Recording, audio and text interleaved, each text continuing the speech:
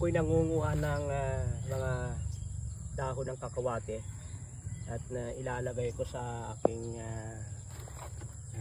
tataniman ng mga halaman sa isang galon. Yan naman ay kwan, dami-damihan. Pero wag palang sapin-sapin, ano. Dapat ay may agwat. Dahil pag nilagay ninyo yung puro diyan, madidikdik yan, ay matagal mabulok.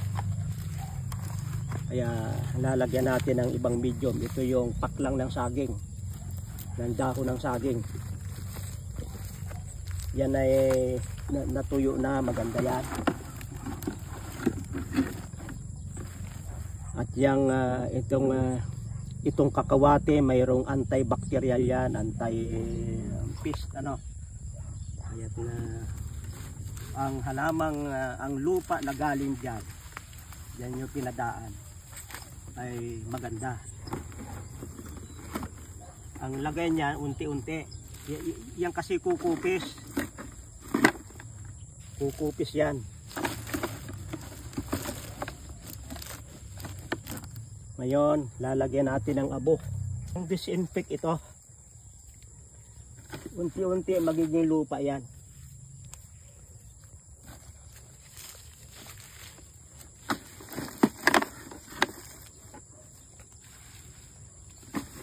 Maganda na magtatanim kayo ng madikakaw dahil ito ay source ng abono.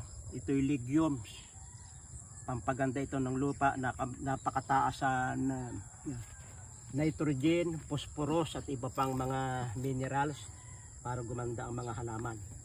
At diyan muna yan, pag mabubulok na yan, saka natin hahaluan ng ibang sangkap. Papakita ko sa inyo yung madikakaw. Ang ginagawa ko, hindi ko pinuputol, sapagkat pag tinanggal mo, hahaba yan ng matindi. Kaya gaganyan natin yan, ha. Kukuhain natin yung dahon. At ito yung kukuhain ko na lahat. Bakit? Kagaya ng malunggay, pag pinutol mo, pinutol ko na yung dulo. Itong katawan na ito ay susulpot ang maraming sanga.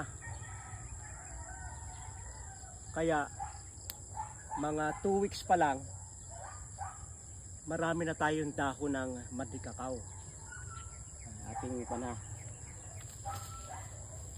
Pag may ilang puno kayo nito sa inyong garden, ay siya, sapat na yan para magkaroon ng magandang nitrogen ng inyong mga halaman. At yan ay ilalagay sa ibabaw ng sa ilalim ng lupa o sa ibabaw ng lupa. Yan. Atin ang kinakapon.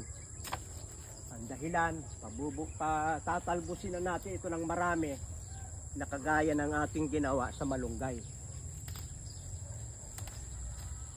Dahil hindi na tayo, para hindi na tayo lumayo sa panghihingi ng mga balatang gulay sa palengke, pareho na rin ang bisa niyan.